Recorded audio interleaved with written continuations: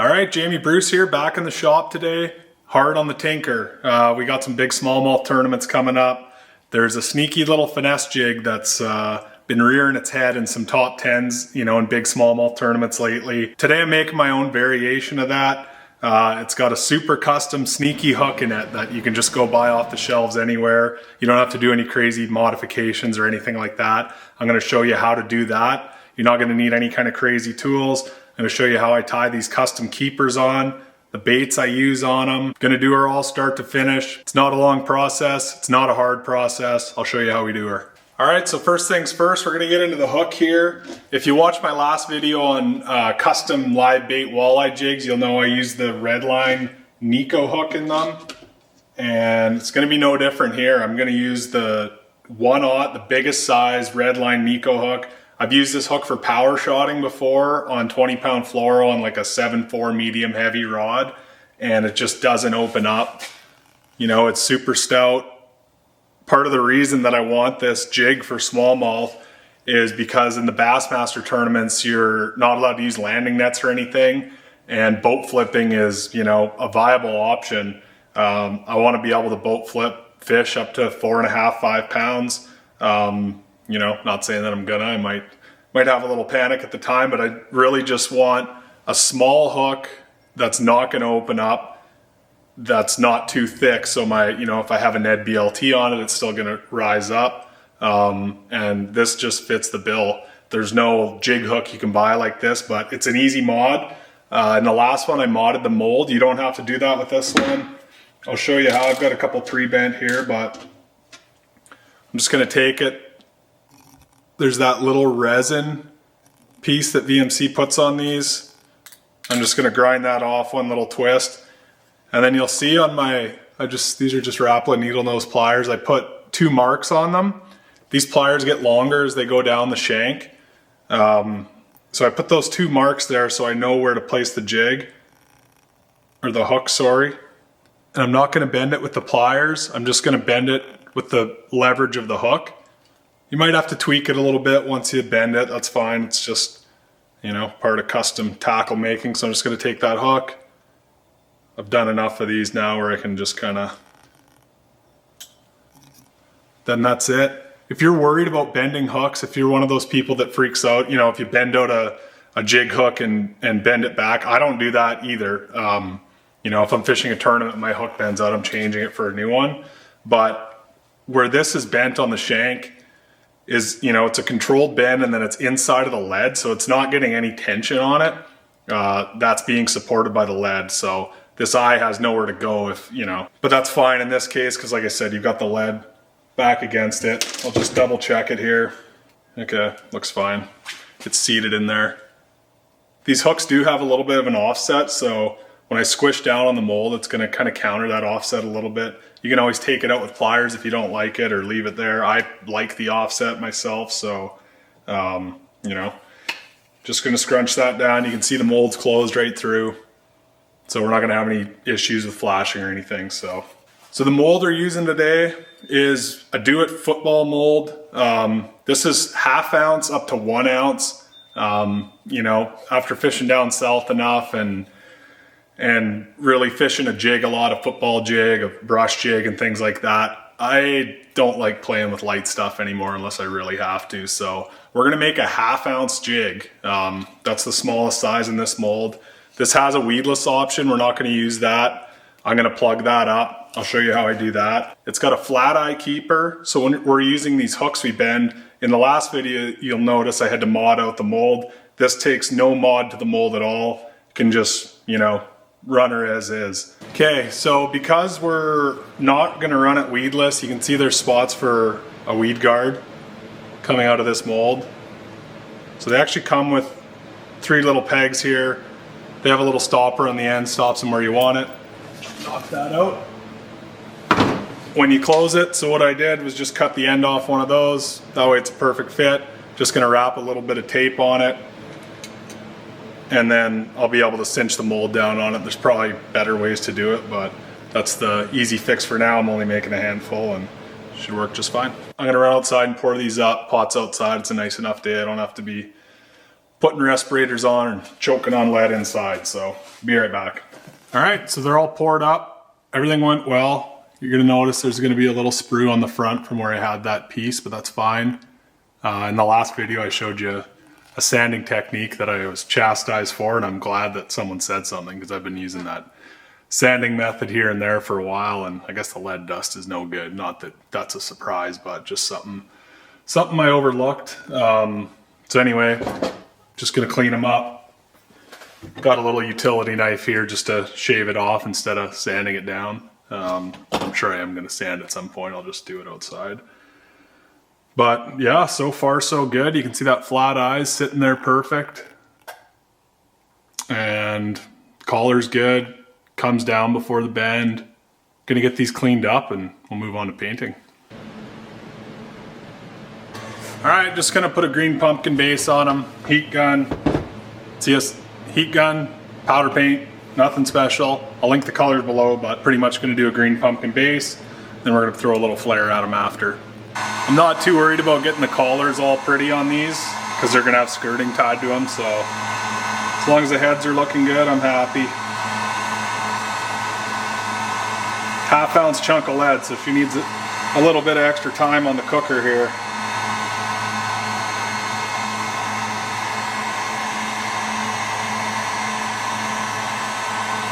I didn't prep a dangler.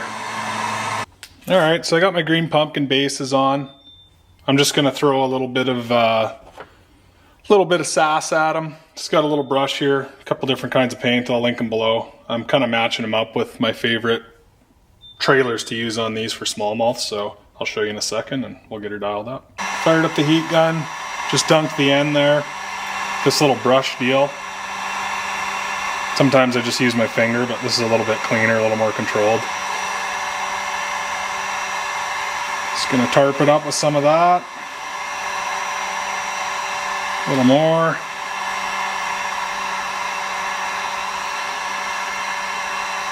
And it's just subtle. I don't go too crazy on the detail. I'm more about function, if you couldn't tell already. If you're watching a couple of my jig videos, but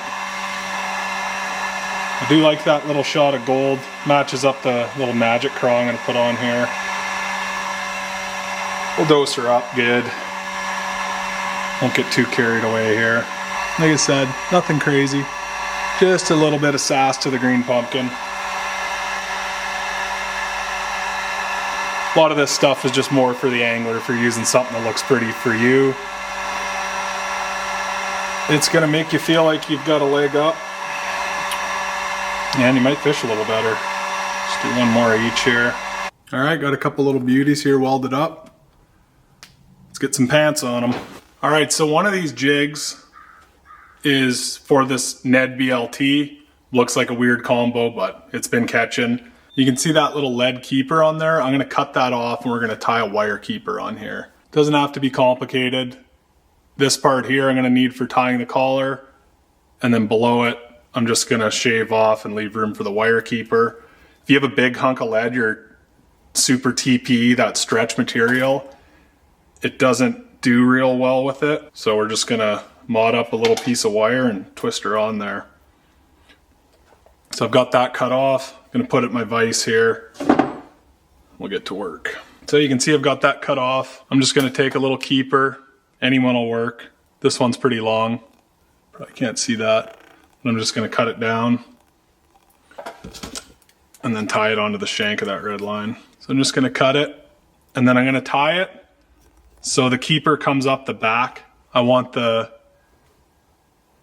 actual keeper part of the keeper coming out the back of the jig. A lot of the jigs will have it on the inside, and that does not work well for stretch material. You just don't have the room to stretch it. So if you are planning on using TPE or Elastec or anything like that, you want your keeper on the outside. So nothing crazy here. Just gonna throw a little thread down the hook shank. Got a little room here. Cut that. Just lay it on. Get it as straight as I can with the shank of the hook. couple wraps. Just gonna finish her off with 3 1/2 hitches. I'm not a big crazy whip finisher or anything like that. Don't try to tie a fluoro keeper or anything on here. If it's TPE, you gotta have that wire. You know, a lot of people just bypass this and glue it, but in my experience, when you start getting super glue near skirting material, you're gonna get some in there, it's gonna clump it up. Your jig's not gonna look very pretty, not gonna be very natural. So I just like to throw a little wire on it, keep the glue out of the equation. You can use super glue here. I just use a little head cement. Ooh, that guy's been sitting in storage for a little long. I'm not doing this on all of these. It's for my cleanup craw. I'm gonna want that lead. That's, you know, plenty to keep it. So that's where we're at so far on it. Not the prettiest thing around here, but like I said, that's gonna be skirted up anyway. We'll get to work. All right, now for the fun part. Time to put the skirting on. Final stretch here. Stick with me a couple more minutes and I'll show you how I do it. I'm gonna do it thread, vise, bobbin. That's it.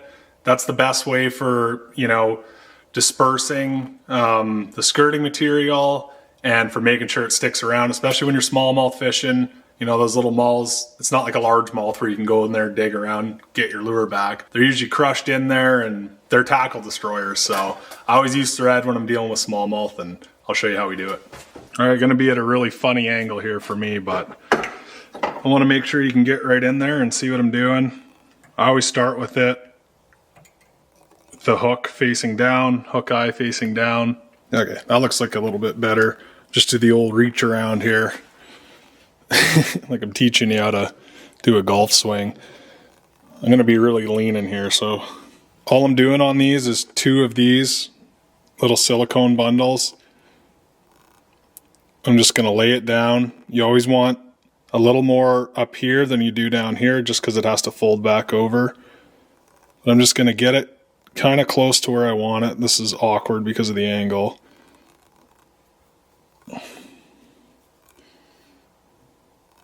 Just gonna nestle it around there somewhere. Pinch it, and then this part's really important, especially when using thinner thread like this. Just go around, make a nice easy loop. Don't cinch it down right away. It'll cut through it and it'll set the skirting where you don't want it. So I just got 3 loose loops. Then I'm just gonna disperse this so it covers that bottom half of the jig. Once you're happy with where it is, you can go ahead, still don't lock it down yet, just kind of loose. And then once you get a couple laps on there, I'll just go a little bit harder. You don't have to go wild on the thread, that should be lots. Okay, got her flipped.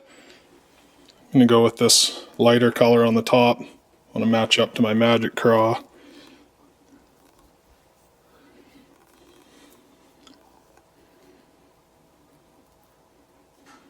So same thing on the top. Just gonna line it up kind of where it meets that bottom section. This is really awkward at this angle, by the way.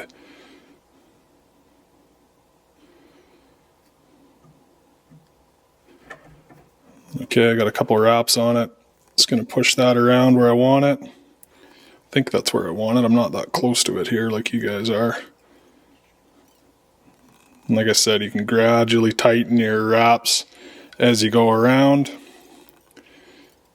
And it's locked down now. So these pieces of skirt, if you're using rubber, the skirt moves every fish catch, or, you know, lots of it tears out. And it's still going to tear out eventually with thread too, but it's a lot nicer of a touch. You do all this messing around, you may as well make it right. Some folks will use like hair clips here. Sometimes they'll use these little whatever bag clips, but it's just 2 strands, compact jig. It's not really necessary. See if I can do this part standing back here. I'm just going to take this thread down, do a big loop. This is the challenging part about tying these. So you have to loop through that. I'm just going to tie a 1/2 hitch. I'm going to do that 2 more times. Just got a little bit of head cement here. You can use super glue, you can use anything. Make sure you have a brush applicator, just because you don't want it touching the material too much. I'm going to kiss it a little bit, but in that spot, it's fine. I just filled up the card there, so hopefully you saw all that. Anyway, glued it up. Just gonna give that a cut. Then I'm gonna come back and sit around here because this is super awkward. Okay, I got my jig out of the mold. Just gonna put some finishing touches on it. All I have to do is go around. You can see I messed up from when I was tying back there. I said to leave this end longer and it kind of sucked back on me. I was just kind of leaning and couldn't see, but this is fine because it's just a short shank jig anyway. But like I said, leave the longer part on top because it's got to drape over and you need to compensate for that. I'm not going to do the final cuts right now. I always just cut the little ends off and then take a look at it.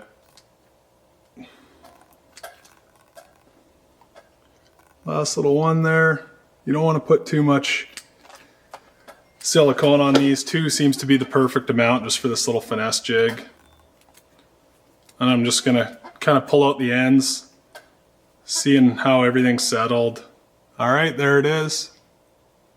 Pretty little Craw style, custom finesse jig, RedLine hook. Once you have one of these hooks in your hand, you'll see how stout they are and why it's something you want to use. I'll show you how I rig these ones up. The Craw I'm making this jig for, I've got a couple different things I'm making these for, but cleanup Craw, been using this all over the US, using it back home. There's a lot of smallmouth applications for it too. It's not just a buckethead crab. So for smallmouth fishing, I cut that way down. You know, it's almost just a chunk at this point, but I really want the action of those tails. You can see there's like big hooks on them, and whatever they put in this stuff, fish just eat. So I'm just gonna thread it on like so. This plastic seats really nice on lead and wire keepers. This one I didn't put a wire keeper on, just a little bit of lead, and there you have it.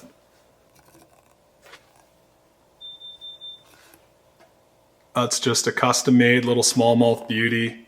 That RedLine hook, I don't have to worry about, you know, boat flipping big fish. I don't have to worry about angry smallmouth getting pulled into a net or anything like that. Another reason we use it, long cast, hook penetration. I don't want a huge burly hook on there, you know, a big dirty 3X hook or anything. That's just not part of the finesse game that we're after. So I've got one more here to show you and show you how I rig it. This is the one, I already tied it up. It's got that little wire keeper. And the reason I made this one is for the Ned BLT. So this thing I just take a little bite of, not an actual bite because it's TPE plastic, so it's really hard to bite. I cut it. And I'm just gonna thread that on there a little bit. And once I get to that wire keeper, pull it back and over, and then it's seated there. And that's just a nice little color matched beauty. This thing doesn't look like much, but it's a catcher. It's not something you're gonna see in everyone's boat. And just a couple little custom beauties.